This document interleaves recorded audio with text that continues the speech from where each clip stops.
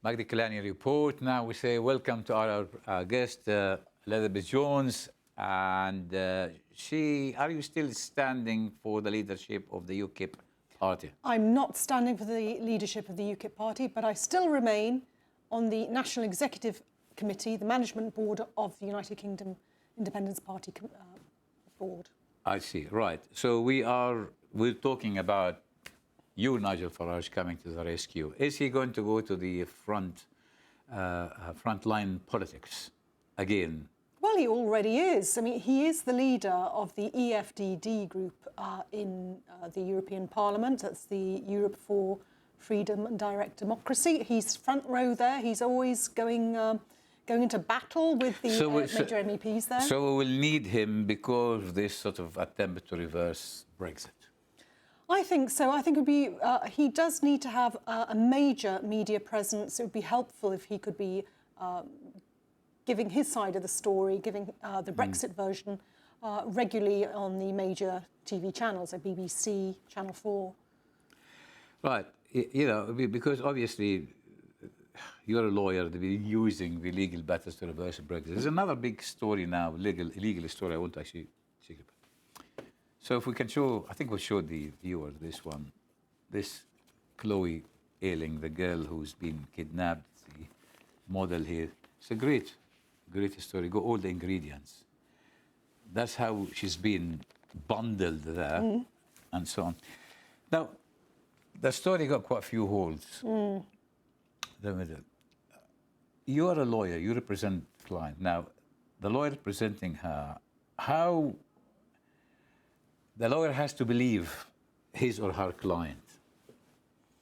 It's not a question of whether we believe the client or not. It's a question of whether the client is consistent with their version of events. And it's a question of whether the client's documentary evidence, such as if there's fraud, bank statements, fingerprint evidence, DNA evidence, is consistent with their version of events. So also people under stress who have been victims of crime can behave in different ways. So even if we're slightly suspicious of what they're saying, we have to give them the benefit of the doubt.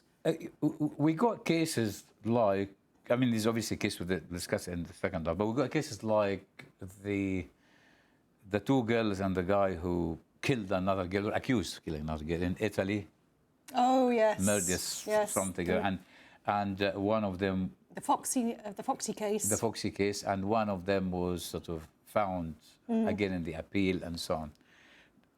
And one guilty, obviously defendant clients who were actually guilty. But my point is here, I mean, and as a lawyer, I mean, I'm not going to actually make an accusation here. Not. But here they will, you know, in one of the, I think, papers was saying that she went shopping with the kidnapper himself trying to sell his story to the paper and so on. So they are. Now, will actually a lawyer will take a case where she or he have doubt in her mind that someone was sort of making it up? Well, as I said earlier, it's not really a lawyer isn't a judge. It's not for the lawyer to decide whether the facts are correct or not. What the lawyer has to decide is whether the client's version of events is consistent. Now, if they keep chopping and changing their story, then we can't really act for them. There'll be difficulties for us acting because they're not giving us consistent instructions. Furthermore, if their instructions clash with evidence like fingerprint evidence, DNA evidence, or bank statement evidence, then again, we may not be able to act because we say, well, we're sorry, our first duty is to the court. We are all officers to the court. All lawyers are officers to the court. That's our first duty, is to present open and honest evidence to the court before our duty to the client. So it's a part of the justice system. Yes. It doesn't matter which side you are No, defending. but if I would like to, if I may continue with this story, I find this story absolutely fascinating because, Adele, we're in the month of August, aren't we? Yes, the silly season. The silly season. And this takes me back to a time, I don't know if you remember it, I know I'm a bit older than you are now, Adele.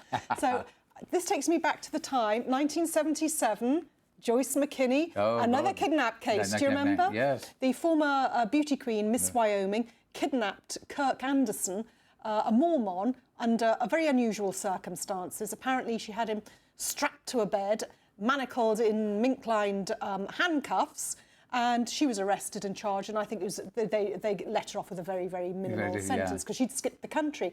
But it seems to me August is a bit of a crazy time for these things. And taking us back to the, I think, did we have it here? The suitcase picture. Oh, the suitcase picture, yes. I don't mean to be bleak about this, but also let us not forget strange things do happen in August. And in August, a good few years ago, if you remember, Gareth Williams... He was found in a bathtub. The Welsh spy was in fact also found up, suitcase. Up. So there are a lot of themes here that the Ayling case is following. We have the theme of Joyce McKinney kidnapping Kirk Anderson, but it's slightly reversed. We have the theme of Gareth Williams, the Welsh MI5, so the moral MI6 of the story is don't take baths, don't take pictures, don't go modelling in August. Yes, that's quite right. Take a break in. نذهب الاستراحة قصيرة نعود بعدها إليكم.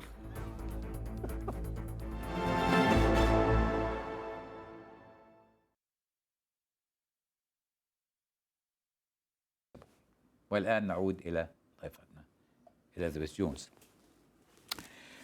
We're talking about the Newcastle case because we talked about this kidnapping and as the VT told our viewers, they were trying to sell her actually on the black thing. So it's all... That case in Newcastle is not the first. And it won't be the last. Okay. As you are actually involved in this area, and you are also family lawyer, because these actually girls are underage. Yes. Is the actual whole institution scared of being accused of Islamophobia, scared of being, political correctness? Oh, 100%. I couldn't agree more. Absolutely 100%.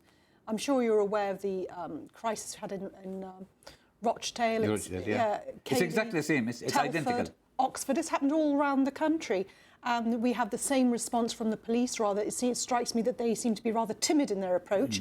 I understand why, because they're terrified of being accused of Islamophobia and racism, as you rightly say. And it could well be that perhaps their own jobs and careers would be on the line if they did pursue a line of inquiry which was considered to be racist or Islamophobic. The only policeman who actually is about to retire now, who from, I think it was from East Yorkshire, on Thursday morning on BBC Radio 4, he said, let's call it what it is. It's actually also the crime is not just pedophilia and exploiting young people. It is racism because these people actually regard the non-Muslim, non-white girls as sort of... I think trash was the word. I think the word was trash. Yes, that's the word. The word was trash. White trash. White trash, yes, I think you're entirely right. And I think that policeman is very brave to say that. And it's telling of our society and how censorious and puritanical our society's become, that he has to wait till retirement before he can actually tell the truth. Okay, what's the actual gossip, the saying in the legal profession on that issue? I mean, what we don't hear, what you were not going to write in the paper. As lawyers, I'm talking among yourselves, how can we deal with this problem? They are children. These girls are children, under 16. So, we don't want it to happen again, but probably will happen again. Oh, it will happen. It's happening as we speak. As sort of officer of the courts, how are you going to... I think the most effective way of dealing with this would be to have very strict confiscation orders. Now, having followed these cases... Can you explain to the viewer what confiscation order is?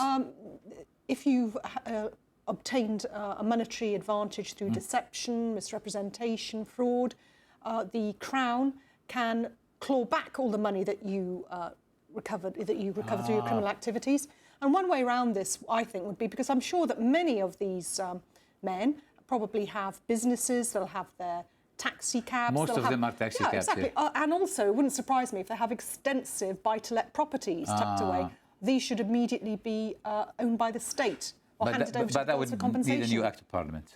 Well, I don't know if it would. I don't know. Perhaps you need... I don't know. I'll have to check the law on that. But I'm sure that there is some way around this. And these girls need to get together, and they need to bring a class action against these men. Get their money off them. If these men knew that their assets would be stripped, if their money and their capital would be taken away from them, get rid of the kebab shops, the takeaways, know that they're going to be closed down, and all those assets and that income stream is going to go to these girls, I think you'd find a very different approach from these men to these girls. There's another story now we need to talk about, because also some legality. كمان لما بتتكلم عن ظاهرة جديدة غريبة، شوفوا كده اللقطة دي. Better cue it because I've got a problem with the auto cue. No, I think I'll have to read again. Okay. Yes. That's the Putney, because another legal issue here as well. كمان لما بتتكلم عن ظاهرة جديدة غريبة، شوفوا كده اللقطة دي اللي حصلت على كوبري اسمه باتني بريدج في غرب لندن.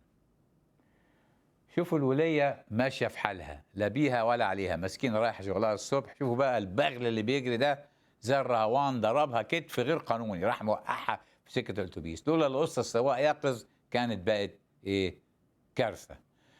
وبعدين اتضح ان الجماعه اللي بيجروا دول في الشوارع عشان الرشاقه والصحه اثبتوا ان الجسم السليم ما فيهوش عقل سليم، وبقوا زي البلطجيه اللي مش عايزين خلق الله يمشوا على الرصيف اللي احتلوه عشان الجري. دول على فكره اتعلموا الغلاسه والغتاتة والرخامه والتلامه والتلاحه والتناحه والبلطجه وقله الذوق بالجماعه بتوع البسكليتات اللي لا يحترموا اشارات المرور ولا حتى المشاة، ويدهسوا الناس وبعدين يشتكوا من الاوتومبيلات، رغم ان الاوتومبيلات بتدفع رخص الطريق ورخص الركن وضرايب وكله، مع ان بتوع البسكليتات عايشين بالبلوشي ومش عاجبهم. We were just talking about also a legal story different. You saw the jogger. Yeah, over Putney Bridge. And he was headed to Fulham and she was headed to Putney. So they think he's a Fulham man. A Fulham man. You're a Fulham lawyer. That's what your office there, right? Catch him and get the prize. But did they learn that from cyclists? I mean, No. Well, cyclists are also becoming a law to themselves. Well, cyclists have always been a law to themselves. This is nothing new. Yeah. But yes, well, of course there is I mean, most cyclists are reasonably disciplined, but we've all come across cyclists on the pavement, speeding on the pavement, going through red lights, entirely silent. They'll be cycling 20 miles an hour, completely silent, and expect you to leap out the way when you're unaware of their presence. Yeah, I think there does need to be some.